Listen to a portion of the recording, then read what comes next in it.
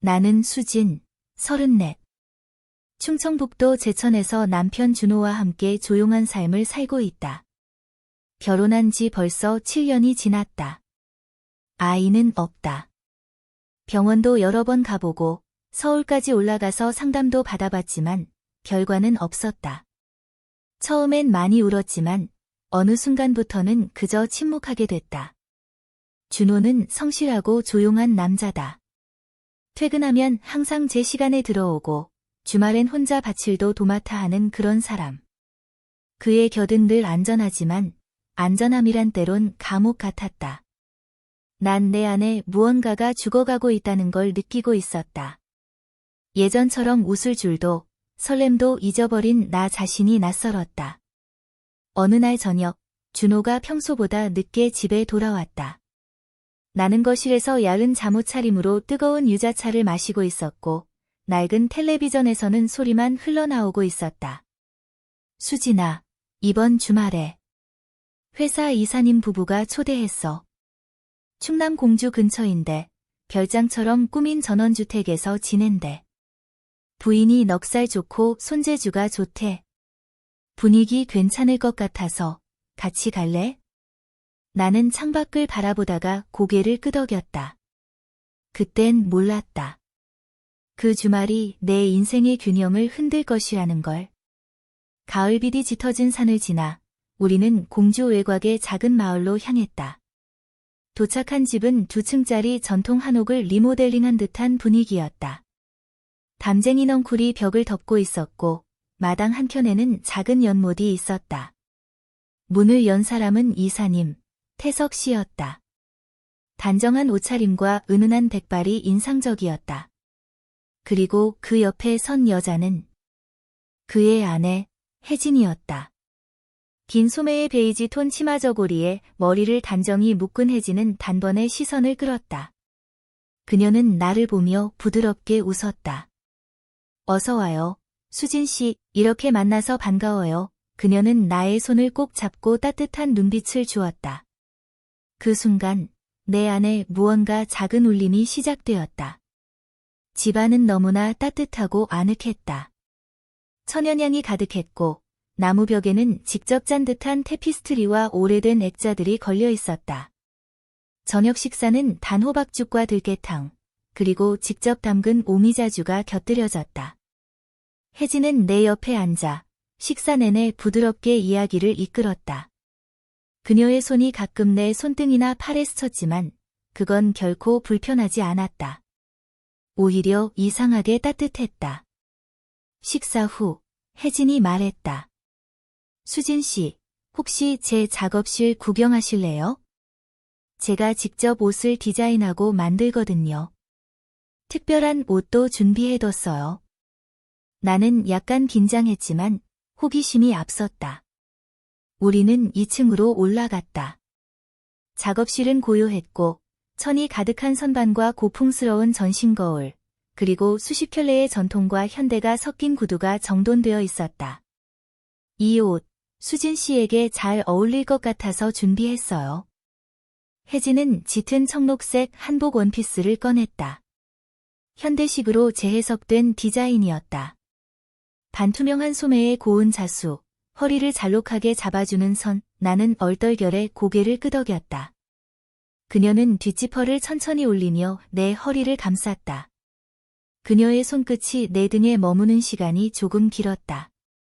내 심장이 빠르게 뛰었다. 그건 두려움이 아닌 살아있다는 증거였다. 이제 완벽하네요.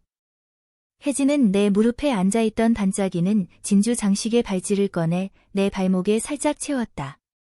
나는 거울을 보았다.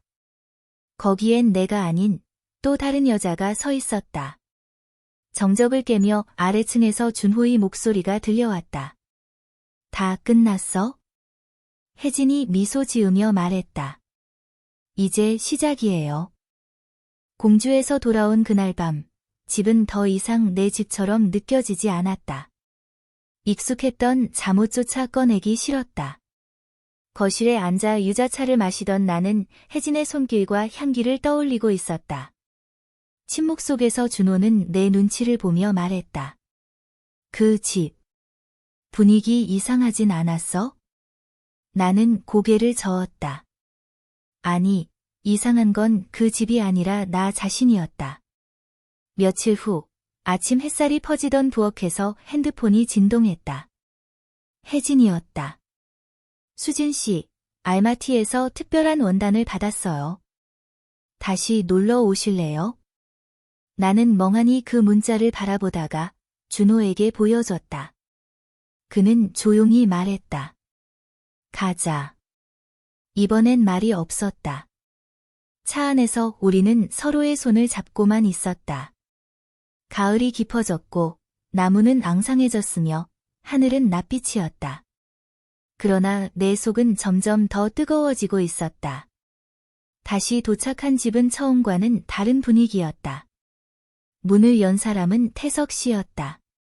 말없이 우리를 위해서 아래까지 바라보던 그의 눈빛에는 무언가 묘한 긴장감이 있었다.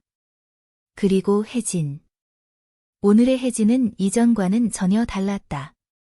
흰색 와이드 팬츠 수트에 속이 비치는 연한 블라우스를 입고 있었다. 속옷은 입지 않은 듯했고 그 사실이 나를 더욱 불편하게 만들기보다 오히려 호기심을 자극했다. 올라와요. 선물 보여줄게요. 혜진은 나를 이끌고 다시 작업실로 향했다. 이번엔 작업실 안이 환하게 밝았고 벽에는 새로운 거울이 설치되어 있었다. 그녀는 검은색 레이스로 만든 작은 베네치아식 가면을 내게 건넸다. 써봐요. 이건 당신의 또 다른 얼굴을 보여줄 거예요. 나는 가면을 얼굴에 대고 거울을 바라보았다. 거기엔 낯선 여자, 아니, 내가 아닌 나 자신이 있었다. 이제 허락해도 돼요? 그녀는 내 목 뒤의 단추를 하나하나 풀기 시작했다. 첫 번째, 두 번째. 나는 숨을 참았다. 오늘은 당신을 위한 날이에요. 당신이 결정해요. 그녀의 손가락은 옷 위로만 움직였지만 그 온도는 피부까지 스며들었다. 그리고 그녀는 조용히 속삭였다. 당신을 그렇게 보고 싶어 하는 사람이 있어요. 누구? 준호 씨일 수도 있고, 태석 씨일 수도 있고, 어쩌면 나일 수도 있고. 나는 말이 없었다. 그저 숨소리만 거칠어졌다.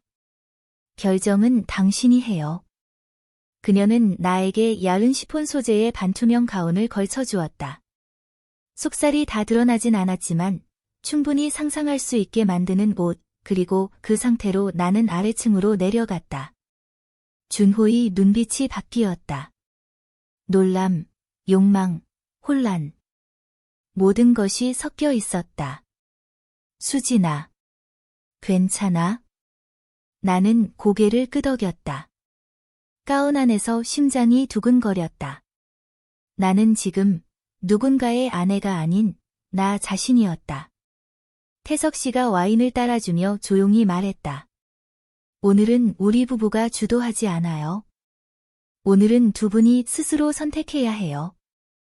혜진은 조용히 내 옆에 앉아 손을 무릎 위에 올렸다. 부드럽고 아주 느리게 움직이는 손길. 나는 거절하지 않았다. 생각을 정리하고 싶으면 화장실에 가요. 거기서 마음이 가장 맑아져요. 나는 천천히 화장실로 걸음을 옮겼다.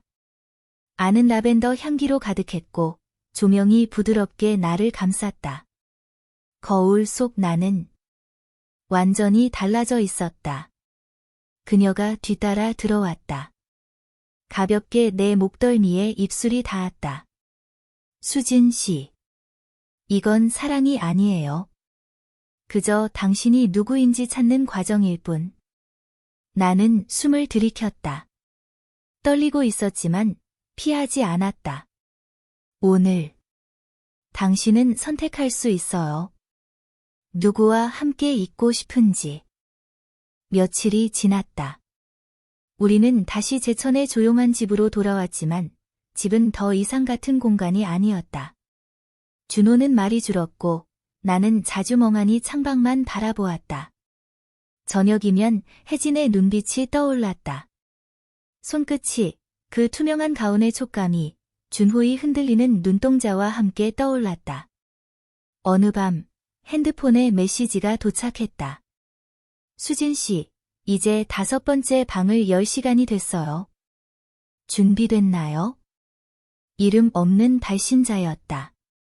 하지만 문장 속 어조는 분명 혜진이었다. 나는 조용히 핸드폰을 준호에게 보여줬다. 그는 아무 말 없이 고개를 끄덕였다. 가자. 이번엔 충청도도 아니고 경상북도도 아니었다. 우리는 멀리 떨어진 강원도 속초로 향했다. 해안 도시, 산과 바다가 동시에 있는 그곳. 한겨울 바람이 거세게 불었고 우리의 차량은 고요하게 그 어둠을 가르고 있었다. 그날 밤 도착한 집은 완전히 달랐다. 벽돌로 지어진 2층 양옥집. 창문엔 레이스 커튼이 드리워져 있었고 마당 한편엔 검은색 고양이가 앉아 우리를 바라보고 있었다. 문을 연 사람은 태석 씨였다. 그는 예전보다 더 조용하고 더 무표정했다. 따라오세요. 우리는 거실을 지나 계단을 올라갔다. 복도 끝에 문이 하나 있었다. 그는 나를 바라보며 말했다. 이 열쇠를 받아요. 안에는 당신이 가장 만나기 두려워하는 존재가 기다리고 있어요. 손에 얹힌 열쇠는 차가웠다. 무게감이 이상하게 깊었다. 나는 준호를 바라보았다. 그는 내 손을 꼭 잡고 말했다. 다녀와. 넌 준비됐어. 문을 열자 안은 어두웠다. 라벤더 향이 감돌았고 어딘가 익숙하면서도 낯선 공기가 피부를 스쳤다. 나는 천천히 안으로 들어갔다. 왔구나. 남자의 목소리. 하지만 그건 태석도 준호도 아닌 목소리였다. 부드럽고 낮게 울리는 깊이 있는 목소리. 나는 놀라 눈을 돌렸다. 그는 검은 마스크를 쓰고 있었다. 눈만 보였고 그 눈은 어딘가 내 안을 꿰뚫는 듯했다. 키가 크고 어깨가 넓으며 움직임은 조용했다. 너는 누구야? 나는 너야. 뭐? 너의 욕망, 두려움, 억눌렀던 모든 것, 5번째는 늘 내 안에 있었어. 그는 내게 다가왔다. 손끝이 내 손목을 살짝 스쳤고 나는 본능적으로 몸을 떨었다. 넌 늘 도망쳤지만 오늘은 돌아왔지. 나를 보고 나를 느끼고 싶어서. 나는 말이 나오지 않았다. 이 남자는 혜진이 말했던 그 진짜일지도 몰랐다. 아니, 그는 사람이 아니라 감정, 상징일지도 모른다. 그는 내 귀에 속삭였다. 나를 받아들일 수 있겠어? 그래야 진짜 내가 될 수 있어. 밖으로 나오자 혜진이 서 있었다. 이번엔 아무 말도 하지 않았다. 그녀는 내 손을 잡고 천천히 거실로 이끌었다. 준호가 소파에 앉아 있었다. 얼굴은 굳었지만 눈은 흔들리고 있었다. 나를 보며 조용히 일어났다. 그리고 나를 안았다. 꽉, 마치 놓치고 싶지 않다는 듯. 다녀왔어? 응, 5번째. 만나고 왔어. 혜진이 미소 지었다. 이제야 시작이네. 속초에서 돌아온 뒤 나는 며칠 동안 거울을 자주 들여다보았다. 그날 5번째 방에서 만난 눈빛, 검은 마스크 속에서 느껴진 기묘한 연결감이 머릿속을 떠나지 않았다. 그는 누구였을까? 사람이었을까? 아니면 내가 억누르고 있던 나의 또 다른 자아? 그런데 마치 기다렸다는 듯 그 주 금요일에 또 하나의 메시지가 도착했다. 이번엔 둘이 아닌 혼자 오세요. 장소는 전남 곡성, 강 옆의 하얀 집. 나는 핸드폰을 준호에게 보여주었다. 그는 무표정하게 고개를 끄덕였다. 이번엔 혼자가. 괜찮겠어? 그건 내가 결정할 일이야. 그날 밤 나는 혼자 곡성으로 향했다. 기차는 느리고 창밖엔 안개가 자욱했다. 강가에 도착했을 땐 이미 어둠이 깔려 있었고 하얀 2층 집이 물가에 우뚝 서 있었다. 문을 열자 혜진이 조용히 앉아 있었다. 그녀는 흰색 실크 한복을 입고 있었고 머리는 느슨하게 풀려 있었다. 얼굴엔 화장이 거의 없었지만 그 눈빛엔 여전한 강렬함이 있었다. 왔네요. 마지막 밤이에요. 그리고 당신만의 진실이 기다리고 있어요. 집 안은 비어 있었다. 태석도, 준호도 없었다. 오늘은 오직 나와 혜진, 그리고 우리가 마주해야 할 모든 것만이 존재했다. 혜진은 나를 데리고 2층 방으로 올라갔다. 그 방에는 거대한 거울 하나와 하얀색 침대, 그리고 반투명한 커튼이 사방에 드리워져 있었다. 마치 꿈속 같았다. 이곳은 거울의 방이에요. 오늘 당신은 당신을 봐야 해요. 가식 없이, 꾸밈 없이. 나는 거울 앞에 섰다. 혜진은 내 뒤에 섰고 조용히 내 머리카락을 넘겨주었다. 이제 스스로 벗어봐요. 천천히, 당신의 속도대로. 나는 떨리는 손으로 옷을 풀었다. 얇은 블라우스가 바닥에 떨어지고 치마도 미끄러지듯 내려갔다. 속옷 위로 드러난 내 몸은 낯설었고 동시에 너무 익숙했다. 예뻐요. 당신은 언제나 이렇게 아름다웠어요. 다만 당신이 잊고 있었을 뿐. 혜진은 내 뒤로 다가와 팔을 감싸 안았다. 그녀의 손끝은 조심스러웠고 따뜻했다. 그리고 그녀는 조용히 말했다. 오늘 누구의 것이 되지 말아요. 당신 자신의 것이 되세요. 나는 고개를 끄덕였다. 눈물이 흘렀다. 이유도 모르고 조용히, 천천히. 우리는 침대에 나란히 누웠다. 어떤 말도 없었고 어떤 격렬함도 없었다. 다만 서로의 손을 잡고 서로의 눈을 마주보며 숨소리를 들었다. 무서워요. 내가 속삭이자 혜진은 말했다. 나도. 하지만 우린 함께니까 괜찮아요. 그날 새벽 그녀는 사라져 있었다. 나는 침대에서 일어나 거울을 다시 바라보았다. 그리고 처음으로 그 거울 속 여자를 사랑할 수 있을 것 같았다. 곡성에서 돌아온 나는 더 이상 예전의 내가 아니었다. 모든 것이 같아 보였지만 나의 시선은 달라져 있었다. 거울 앞에 서는 시간이 많아졌고 무심코 지나쳤던 나의 목선, 손끝, 어깨선을 천천히 바라보게 되었다. 준호는 아무 말도 하지 않았다. 하지만 그는 알고 있었다. 침묵 속에서도 우리는 뭔가를 공유하고 있었다. 그날 밤 그는 처음으로 나의 발목에 입을 맞췄다. 아무 말 없이 조용히. 며칠 후 낯선 번호로 문자가 왔다. 수진, 다음은 마지막 집이야. 당신이 혼자가 아닌 우리가 되는 곳. 주소는 전혀 낯선 곳이었다. 충남 보령, 바다 근처 작은 어촌 마을. 흰 등대와 낡은 나무집 하나. 문장은 짧았지만 울림은 깊었다. 나는 준호에게 문자를 보여주었다. 그는 핸드폰을 보며 조용히 말했다. 같이 가자. 이번엔 끝까지. 바다를 따라 우리는 보령으로 향했다. 바람은 거셌고 파도 소리는 점점 커졌다. 등대가 보일 즈음 그 집이 나타났다. 나무로 된 외벽, 조용한 마당, 그리고 문 앞에는 혜진이 서 있었다. 그녀는 검은색 치마 저고리를 입고 있었고 눈빛은 어딘가 피곤해 보였다. 오늘이 마지막이야. 집안에는 태석이 먼저 와 있었다. 그는 처음으로 우리에게 술을 권하지 않았다. 대신 말없이 손을 내밀었다. 그 손엔 작은 열쇠가 있었다. 이번엔 나도, 준호도 말이 없었다. 우리는 조용히 그 손을 받았다. 혜진이 말했다.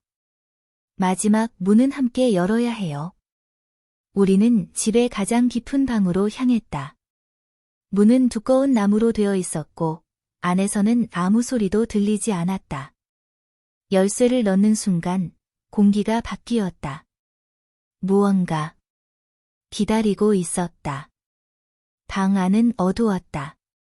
단 하나의 등불만이 공간을 비추고 있었다.